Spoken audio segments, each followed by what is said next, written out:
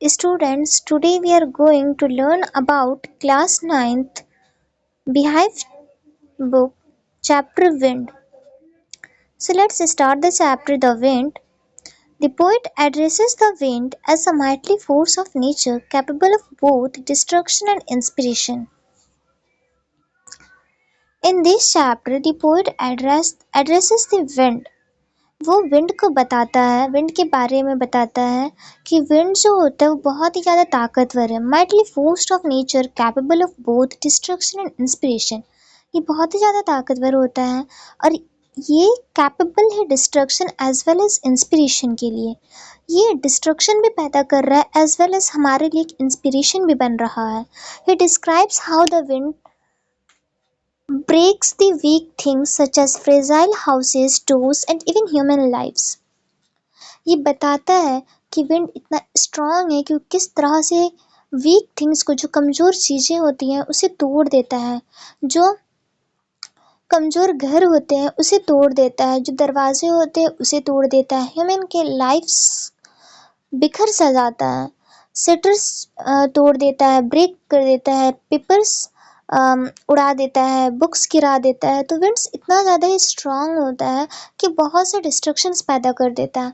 However the wind is not merely a destructive force, it also symbolize strength and resilience। लेकिन ये जो wind है ये सिर्फ डिस्ट्रक्टिव फोर्स नहीं बल्कि ये हमारे लिए एक इंस्पिरेशन है। ये स्ट्रेंथ को सिंबलाइज कर रहा है कि हमें भी ताकतवर बनना चाहिए, हमें भी स्ट्रांग बनना चाहिए ताकि हम भी इस मुसीबत का सामना कर सकें। The poet emphasized that only those who are strong and steadfast can withstand the wind's fury. He encouraged people to build strong homes and bodies, develop firm hearts, and cultivate resilience। Poet ये बताता है कि जो लोग strong होते हैं वो जब उनके सामने तूफान आता है तो वो और भी ज़्यादा स्ट्रांग हो जाते हैं और स्ट्रांग बनकर खड़े रहते हैं, लेकिन जो कमज़ोर होते हैं वो उस विंड के कारण हिल से जाते हैं।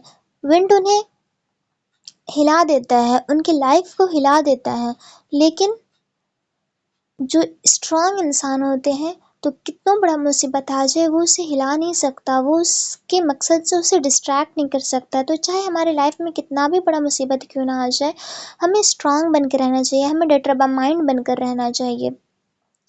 पोएट हमें एनकरेज करते हैं कि हम अपने घरों को स्ट्रांग बनाएं, अपने बॉडी को स्ट्रांग बनाएं, अपने दिल को स्ट्रांग बनाएं and cultivate resilience। The wind in this way becomes a friend to those who are strong and determined।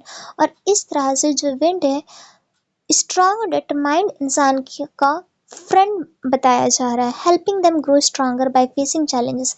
क्योंकि जो स्ट्रांग इंसान है उसका फ्रेंड बताया जा रहा है विंड को, बिकॉज कि वो जो विंड है उस स्ट्रांग इंसान को और भी ज़्यादा स्ट्रांग बना देता है। तो अगर एक स्ट्रांग इंसान है और जब उसके लाइफ में कोई मुसीबत आएगा तो वो उस समय में ना कि कमज़ोर पड़ता है बल्कि वो और भी ज़्यादा स्ट्रांग बन जाता है। तो वही कहता है कि जब हमारे लाइफ में भी चैलेंजेस आए, मुसीबत आए, तो हमें बल्कि स्ट्रांग बनना चाहिए, ना कि कमज़ोर पड़ना चाहिए। Now come to the themes of the chapter. So first one is the power of nature, second one is the resilience and strength, and the last one is the symbolism of challenges। Power of nature। The wind symbolizes the uncontrollable force of nature। जो यहाँ पे जो wind है वो symbolize करता है uncontrollable force of nature. Nature का वो शक्ति है विंड जो कि अनकंट्रोलेबल है, जो कि हमारे कंट्रोल में नहीं है। Resilience and strength। The poem emphasizes the need to be strong to withstand adversities। यहाँ पे इस पोएम के थ्रू हमें ये पता चलता है कि हमारी लाइफ में चाहे कितना भी बड़ा चैलेंजेस क्यों ना आ जाए, हमें स्ट्रांग बनकर रहना चाहिए और उस मुसीबत से लड़कर आगे की ओर बढ़ना चाहिए। Symbolism of challenges. The wind represents the difficulties and struggles of life. यहाँ पर जो विंड है वो हमारी लाइफ की स्ट्रगल्स और डिफिकल्टीज को बता रहा है, सिंबलाइज कर रहा है। Now come to the literary devices of this chapter. So there are the use of three literary devices. First one is the personification, second one is the alliteration, and the last one is the metaphor। So come to the first one, personification. The wind is personified as a living being with emotions and actions. Personification इसलिए कहा जा रहा है क्योंकि यहाँ पे एक wind है जो कि नॉन लिविंग है, और उस नॉन लिविंग विंड को कंपेयर किया गया है लिविंग बींग से, हम इंसान से कंपेयर किया गया है, इसलिए पर्सोनिफिकेशन लिटरेरी डिवाइस का यहाँ पे यूज़ हुआ है। दूसरा एलिट्रेशन है क्योंकि यहाँ पे जो कॉन्सोनेंट साउंड है वो बार बार रिपीट किया गया है। Just example crumbling houses, crumbling doors, तो यहाँ पर रिपीटेशन ऑफ द वर्ड हुआ है। And the last one is the metaphor. The wind is a metaphor for challenges in life. Metaphor हुआ है क्योंकि जो यहाँ पे जो विंड है वो हमारे लाइफ के चैलेंजेस को बता रहा है।